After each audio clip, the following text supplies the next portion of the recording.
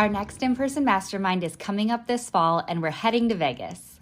We're kicking off this mastermind with an in-person tour at Zappos downtown Las Vegas campus, where you'll learn their strategies behind company culture, core values, employee engagement, and customer service. Looking outside the legal industry for business concepts and strategies allows you to gain fresh perspectives and innovative solutions that can be applied to improve and differentiate your firm's operations. Following the tour are the mastermind hot seats. Every attendee has the opportunity to dive deep into their business obstacles with their mastermind group and coach. We believe that nothing beats working on your firm in person, so join us in Las Vegas on November 7th and 8th. This is your chance to break through barriers, spark new ideas, and accelerate your law firm's success. Limited spots are available. Visit maxlawevents.com for full event details and to grab your ticket today.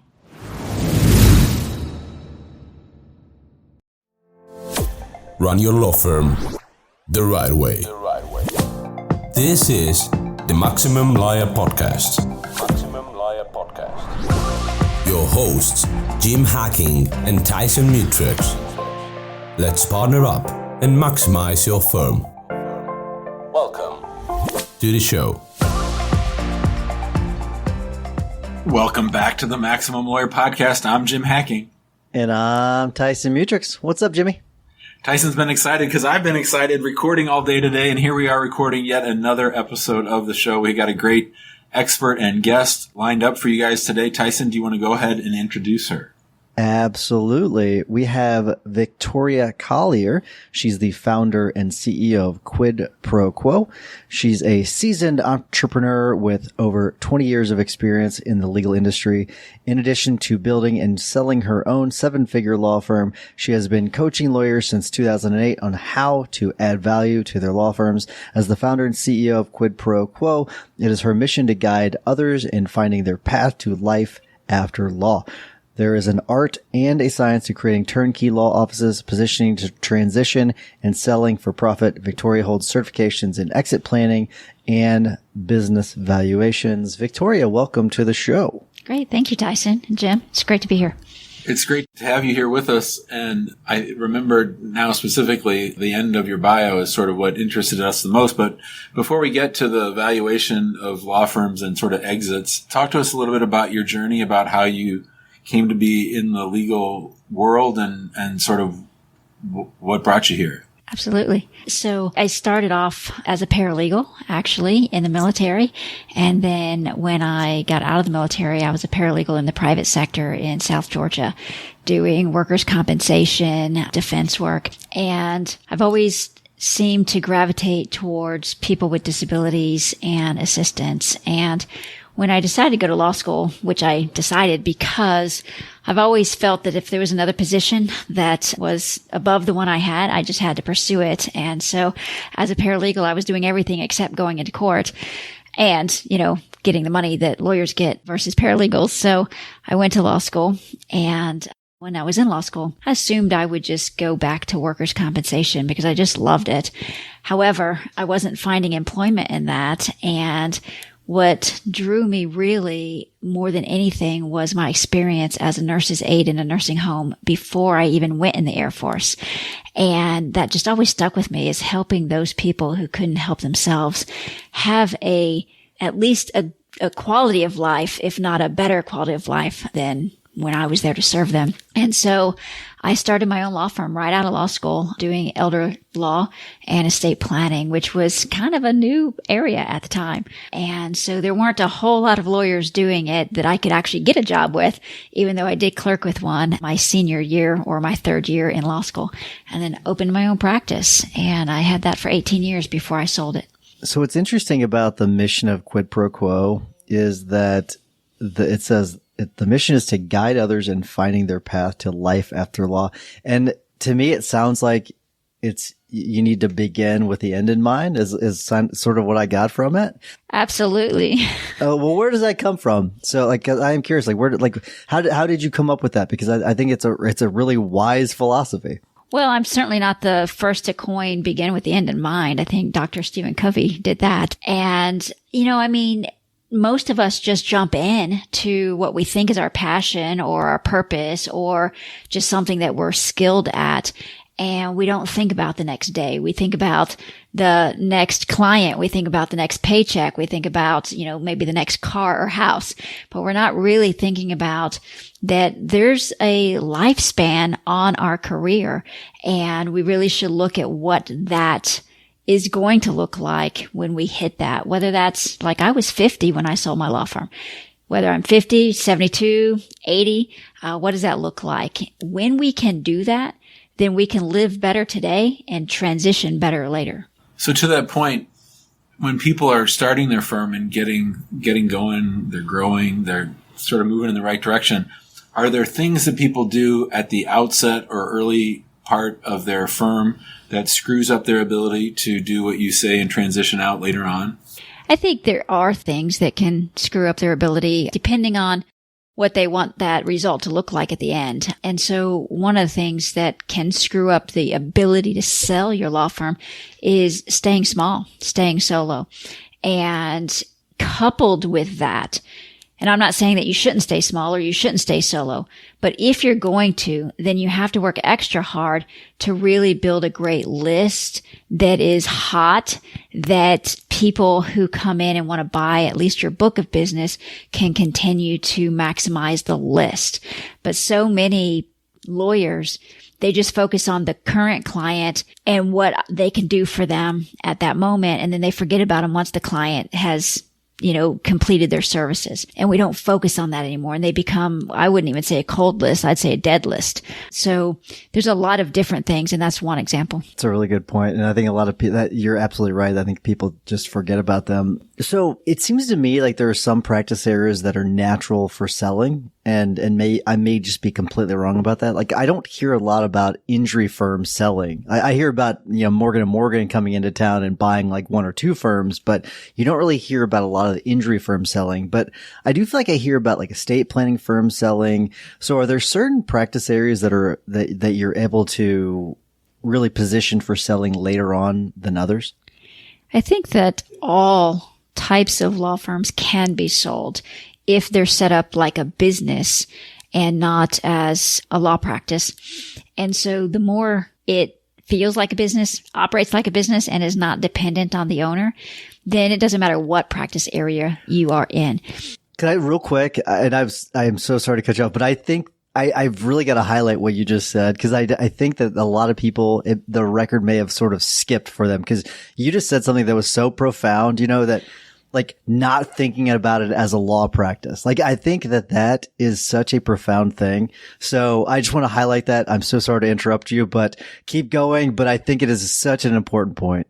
Anytime you want to tell me I'm profound, you can stop me at any moment.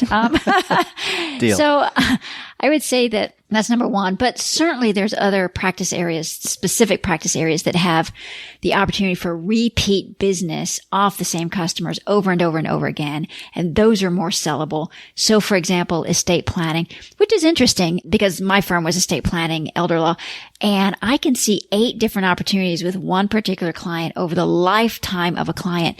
And yet I was speaking with a prospective buyer yesterday of an estate planning firm, and he had the perspective of it's a one and done. And I was like, what kind of practice do you have?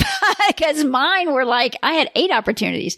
So I think the perspective too, and that's a whole nother topic, but to answer your question, I think estate planning, I think business planning, I think trademark, because entrepreneurs, if you touch entrepreneurs and business owners in any way, they are always going to have issues. They're always going to have new ideas. They're always going to be building and going to the next thing, which takes legal guidance. I think immigration is a great one as well, because one person does not immigrate to the United States. Families immigrate to the United States. And so I think that's another great opportunity there as well. And there's many others, but I'd say estate planning, business, trademark, and immigration are my top 4. When you said that people don't think of it as a law firm, but as a business, that's a good thing. The other thing you said, and aren't dependent on the owner. Can we spend some time talking about that concept? Because I think that's so important. Yes, absolutely. One of the things I hear from buyers all the time is their concern is, well, what am I buying? Because when the owner leaves, what's left, right? And so that's why the business has to be autonomous from the owner. And how do we do that? Well, we start by having someone else answer the phone and schedule our appointments. I can't tell you how many lawyers I speak with that say, I can't trust someone else to decide if this is a good potential client for me or not. I have to be the one who determines that. Well, then you are just really chaining yourself to your desk in your office, and that is not a sellable business. So number one, at least be able to have a decision tree so that someone else can decide whether or not to put this person on your calendar. Secondarily, have someone else start doing the production. If you want to do the sales, then have someone else do the production. Like in estate planning, that means someone else is drafting the documents. Like in PI, someone else is drafting the pleadings, perhaps, doing the discovery. Then I would say, have someone else do your sales for you, do your consultations. And I am of the philosophy, it doesn't even take a lawyer. In fact, it shouldn't be a lawyer who's doing your sales conversations, because lawyers, we suck at that. And and we give it away. We give it all away. And that's the problem, where lawyers will say, well, how can a non-lawyer do it? I give so much legal advice in the consultation. Well, in my opinion, you shouldn't be giving legal advice in the consultation. You shouldn't be giving legal advice until they've hired you. What you should be doing is identifying what is their problem and then offering solutions that are then described and explained and implemented after they've hired you. So those are huge mindset shifts for lawyers who become business people. So Jim and I have had multiple conversations now about the idea of the owner's box. And this isn't something that we had introduced, but we had a guest on the podcast that said that he owns a law firm, and he owns another company too. And he's a good friend of ours, but he's said that he's sort of in the owner's box. And Jim and I have talked about it, and he may have been able to make that work, but we find it very hard to believe that is something that is doable, to be in the owner's box and to not really have much to do with your law firm. So can you talk to that a little bit and give us your thoughts on that concept? I could give you, certainly my opinion on that. I am personally in the process of buying a law firm currently. It's about an hour and a half from where I'm based out of, and I don't ever intend to be in the lawyer box or the production box. I will be in the owner's box, which to me, what that means is I'm the visionary of where this law firm is going to go. I then hire competent, outstanding people to be able to put their skills into place to implement that vision. And so I would have a professional legal administrator who is managing the day-to-day operations of the firm. I would have a managing attorney, a lead attorney who's supervising the production of the legal work that's going on. And I would have paralegals who's doing much of the actual work. So I think that you can have an owner who is the visionary, who's the CEO, who has the pulse of the business, the health of it, by looking at weekly reports, if not daily reports. But I don't think you can be an owner and have complete hands off if you want your business to be successful. You still have to be the one that motivates everyone else for your vision. You're listening to the Maximum Lawyer Podcast. Our guest today, Victoria Collier, she helps law firms sell and be sold. So let's shift gears to that. What does the process look like? Let's say, so right now I'm going to be 53 in a couple of weeks, and let's say I want to get out in 7 years. What should I be thinking about now? And then 7 years from now, what will I be thinking about? Right. So 7 years from now, what I'd be thinking about is, number one, what do my finances look like? Because that's the first thing that people are going to look at is your top line revenue and your net.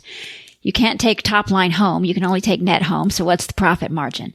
If we are skinny on the profit margin, then we need to look for ways to increase that, either by increasing revenue or by decreasing expenses.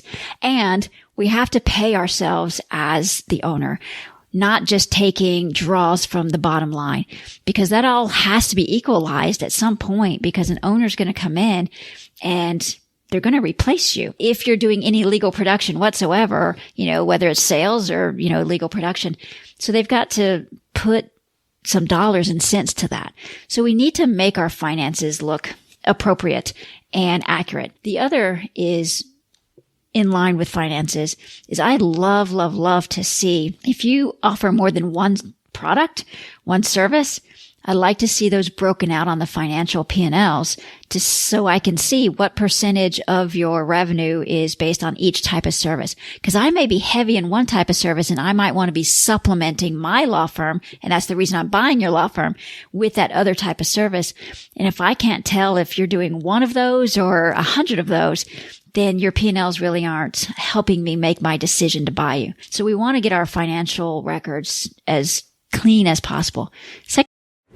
Are you tired of the marketing guessing game? Does your website feel more like a digital billboard than a client magnet? If you're nodding along, you're not alone. And it's time to stop the uncertainty and start getting real results. Let's talk about your marketing spend. Are you just shelling out money every month and crossing your fingers? Do you ever wonder what impact your marketing is really having on your revenue? Well, it's time to take the guesswork out of the equation with Rise Up Media. We've been working with them for over a year, and the feedback from our fellow members has been fantastic. Rise Up Media is here to take your marketing to the next level. They'll even perform a full audit of your online presence, giving you the good, the bad, and even let you in on what your competition is up to that you're missing out on. And the best part, there's no obligation, no catch, no pressure. If you decide to work with them, their contracts are month to month. That's right. No long-term commitments tying you down. So what are you waiting for? To learn more about how Rise Up Media can transform your firms, visit riseupmedia.com/maxlaw, and Rise is spelled with a Z. riseupmedia.com/maxlaw. Secondarily, I would start looking at ways to, as I said before, being autonomous from the firm. How can I make me irrelevant instead of, the whole firm is me? So I would be looking for ways to do that. And we do that through systems and processes. We also do that through people. And to the extent we can leverage systems and processes and people, that's what you want to be looking at, is what's the best way to maximize that. So 7 years from today, I'd be looking at those things, and then I'd be evaluating your firm. I'd be doing a valuation. You need to get a valuation. And I wouldn't wait till you're ready to sell. I would get a valuation 3 years prior to you wanting to sell, because at that point, then you're asking yourself, kind of like when you sell a house, do I need to renovate my bathrooms and kitchens, or are we good enough? And we only know if we're good enough if we know what that value is, and we know that, can we live on that in our life after law? Does my life after law, will this support that? So something I've always wondered is, like, so you've gotten your books together, you've got your client list together, you've gotten all these things together, you got your systems and processes, and you're ready to say, I'm selling, right? Where do you find the market for this? I've always wondered that. Yeah, well, it's not like, you put a for sale sign out front, and many people don't, because they're afraid that they'll lose their clients, they'll lose their referral sources and all that. So our business, Quid Pro Quo, we are extremely active we tap people on the shoulder, and we do calls, we do emails, we send direct mail. You can also list your firm on business listing services like Biz by Sell, and that can be effective as well. But what has been most effective for us is I have a team of professionals that work for Quid Pro Quo that we are just making calls all day long saying, we represent a law firm that is for sale, and we identified that you might be in a great position to acquire it. Would you like to have a talk? And you'd be surprised, there are a lot of people out there who are interested in acquiring firms.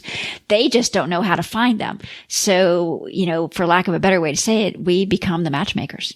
So one of the great things about having a podcast is you get to explain all the dumb things you've done owning a law firm over the years. And one of the dumb things I've done probably is our marketing is built a lot around me, right? So I put out 3 YouTube videos a week. I do a live show where people can call and ask me immigration questions. We've gotten more of the team involved lately, but what would it look like? I mean, I assume that's going to be a hindrance to me selling, or is there a way that I could get like a personal services contract after I leave and just sort of, because I love the marketing stuff. I don't know if I'll ever get sick of that. I don't practice law that much anymore. So how do those things get structured? So I'll give 3 examples, if I may. And one is, my own example was 3 years before I sold my law firm, I changed the law firm name and started using a trade name. And I also, when we were heavy into doing seminars for our clients to get clients in. And so with regard to that, in my seminars and the ones that I still presented, I had slides that would talk about every team member in the firm and how our clients would work through and with those team members. So I really started highlighting the team and that this is a firm that you're hiring. You're not hiring me. And nowhere on that slide, as they progressed through the production after they hired us, was I ever on any of those slides, And so then it got to where I actually had other team members doing the seminars, and then they would still go through the same slides. And there was a slide with me in there then that just said founding attorney or managing attorney. So you've got to start focusing in your marketing on the team as a whole and what we as the firm do, because they're hiring a solution. Ultimately, they should be hiring a solution, not a person. Okay. And by extension of me hiring these individuals, I handpick them, I hand train them. They should be me. They just look different and maybe have a different accent. And so that's one of the messages we've just got to start getting out there. That's my first example. My second example is when I helped a lawyer buy a PI/criminal law firm. She wasn't even in that area. She was doing like workers' comp and Social Security. And so she's buying into an area. It was a married couple. They were on billboards everywhere in their small town. Everybody knew them. And so we had a 3-year plan and they had commercials and everything. And I said, that's great. So over the next couple years, you start appearing on the billboards with them, on the commercials with them. And then about a year and a half out, one of them leaves. So it's a married couple and the one who is buying is a female. I said a year and a half in, the guy gets off the billboard. The guy gets off the commercial because I want you to be aligned with the other person who looks like you. So then when that person fades, it's just you, and that's what they're familiar with seeing. So there's strategies you have to put in place to do that. And now I can't remember the third example. So, but it's great because my question was going to be about how do we deal with that nowadays? Because it seems to conflict with everything is about personality marketing. It seems these days where you got a personality. So that helps explain how that would be. So I'm going to shift to my next question, which is how do you value these firms? So how do you come up with that actual valuation? And then how do the companies that are actually the firms that are going to buy the firm, how do they get the financing for it? Are they expected to pay for this with cash? What are the different models that you can use to actually buy a different firm? Are banks willing to lend a bunch of money to buy these firms? So what are the options there? Sure. So as far as doing the valuation, it takes me about 10 hours to do a valuation. So unfortunately, it's not as easy as what you would see like on listservs as far as, well, it's just 3 times your revenue. Is that gross? Is that net? What are we looking at here? So we do look at revenue for sure. And then there's a baseline, and then you add and subtract depending on, how much this is running like an office versus a sole practitioner. How many people are on the list? How hot is the list? What is the market in your area? So for example, a divorce firm, what's the marriage rate in your area? Because we know what the divorce rate is. So lots of factors come into play. How many people actually come to your website organically? Or do you have automatic marketing, and how often is your phone ringing? So much is taken into play, and there's always a range. And so you've got to be in that range. And so I would say that, we look at the income, we look at the team, who's on the team, is the owner necessary or not? We look at, the marketing that you're doing, and we look at the market itself and where you're located. And of course, the type of practice. There's certain types of practice that just yield higher buying power than others. As far as your second question, how do buyers get funding for it? I will tell you old school that I'm trying to bust through the legal profession was essentially buyers thought that you had no other options, and therefore weren't they benevolent by just paying you 10, 15, 20% of whatever trickles in over the next 3 years. And they didn't even really mine your list. They're really just paying you off of what might call in based on who you had. And so that might still work for true sole practitioners, but for people who actually own real businesses, real law firms that act as a business, the first business I sold and the very last one that I've sold so far, they got lump sum up front, and each of the buyers had an SBA loan. And the great thing about an SBA loan is you only have to come up with 10% of your own. So $1 million law firm, you have to come up with $100,000, and then you finance the rest of it. And it's over a 10-year period. And if there's real estate involved, you can extend that even further. So that helps from a cash flow perspective. Oftentimes, though, a seller will self-finance some or all of it. And so that's also an option.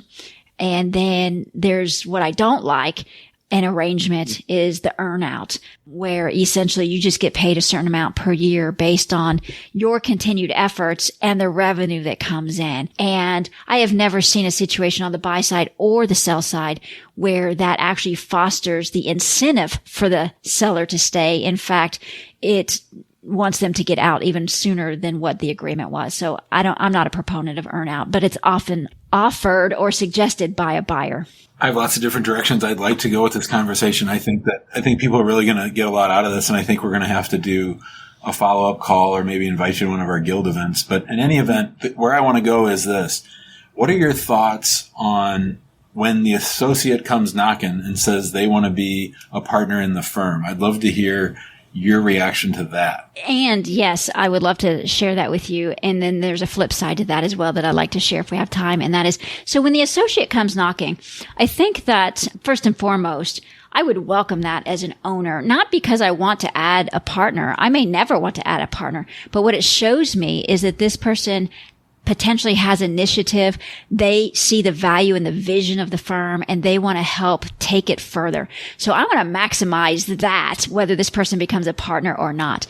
And so what I want to do is I'd want to sit down with them and I'd want to ask them about, why do you want to be a partner? Is it because you want the prestigious name? Is it because you think it comes with more money? Or, you want to take the firm in a different direction? The first step is always really dig into, why is this important to that person? And then we can start making decisions around that. Because maybe they don't really want to be a partner. Maybe they just want their name on the door. Well, we can do that. Because, maybe they want more money, but are they willing to put up the expenses? They probably don't want that. So it's really a discovery period. That's where I would start with that. But I'm open. I think every firm has opportunities. It's just we've got to be open to find out what's the desire. But what happens more often is actually an owner presumes that their associate's going to be their succession plan, and they never even talk to the associate about it. And then they come to them and drop it in their lap saying, hey, I'm ready to retire. Don't you want to take over? We see that a lot. Yeah. If I wanted my own firm, I would have done that already, so that doesn't always work out that way. Oh, so interesting. I agree with you, Jim. I think we need to invite Victoria out to a guild event. I think she'd be a great guest for one of the masterminds. I think people would love to hear from her. 100%. Very much. So before we wrap things up, Victoria, how do people reach out to you if they want to get a hold of you? So the best way to reach out is through our website, quidproquolaw.com. And certainly I have a private Facebook group called The Art of Buying and Selling Law Firms. And so I do encourage people to become a member of that. Very good. All right. So let's wrap things up. Before we do, I want to remind everyone to join our Facebook group. Go to Facebook and search Maximum Lawyer and you'll be able to find us. Also search Quid Pro Quo. I'm sure you'll be able to find Victoria's group as well. And then if you want a high level conversation with our guild members, go to maxlawguild.com if you're interested in joining the guild. And make sure you also check out our YouTube channel. Subscribe there so you can get access to our videos. And while you're listening to the rest of this episode, why don't you head on over and give us a review wherever you're listening to this podcast, and it helps spread the love. Jimmy, what's your hack of the week? I'm proud of a lot of the things we've done through Maximum Lawyer, Tyson, but one of the things I'm most proud of is the podcast series I did with Gary Falkowitz, where he basically beat it out of me that I had to be the one signing up every case. And of course, he was proven right. Well, Gary is offering, and my firm has signed up for a master class on intake and client advocacy. It's to help people fix their intake systems. And my team from intake has been going. They're having their next meeting again in a couple weeks. And it's just really good content, really good space for people to talk about all issues related to intake and conversion. And I highly recommend it. Yeah, Gary's fantastic. One of my favorite people. So Very good. All right, Victoria, we always ask our guest to give a tip or hack of the week. It could be a podcast, could be a book, could be whatever you come up with. So what do you got for us? So what I would suggest is that people start learning about leadership instead of management, how to be a great leader versus manager. I hear over and over that, people stay solos because they don't like managing people. And it's been my experience that when you become a great leader, then you don't have to manage. And as far as a book that loosely ties into that, a book I love is called Extreme Ownership, because until you can take extreme ownership of something, you cannot be a good leader. So that would be my recommendation. I like it. Jim, maybe that's how you've been able to grow, because you don't like managing and you've just been a good leader, I guess. That must be what it is. We could use some more management around here, but appreciate the compliment. You bet. All right. So my tip of the week is a book. I hope I've not recommended it before, but even if I have not, it's a good book. It's Getting Things Done by David Allen. And one of the guild members, I can't remember who it was. It might have been Brian Mittman, recommended it. And it's a fantastic book. It's a great follow-up to the book A World Without Email by Cal Newport. But Getting Things Done is a really good book. And the subtitle is The Art of Stress-Free Productivity. There's a lot of real practical tips in there to help just getting organized. So I really do hope people check that out, because it's a great book. But get the audio version, because he narrates it and he gives a lot of tidbits that aren't in the book. Oh, I didn't know that. I read the hard copy, but I'll have to now go back and listen to it. So very cool. All right, Victoria, thank you so much. I really enjoyed this. Yeah, this is fantastic. Really great. Thank you. Yes. Appreciate it. Thank you so much for coming on. Really appreciate it. Thanks for listening to the Maximum Lawyer Podcast. To stay in contact with your host and to access more content, go to MaximumLawyer.com. Have a great week and catch you next time.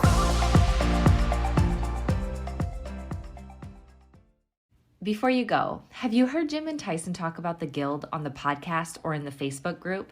If not, you're missing out on some really exciting things happening with Guild members and their law firms. The Guild includes a community, accountability, trainings, group coaching, and in-person events like our quarterly masterminds. Inside, you'll gain support, tap into a network of connections, and continue learning, a common theme among successful entrepreneurs. Investing in a community is like the self-care of business ownership.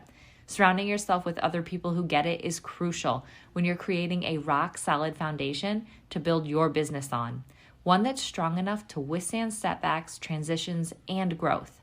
So head to MaximumLawyer.com/the Guild to join now and get started today.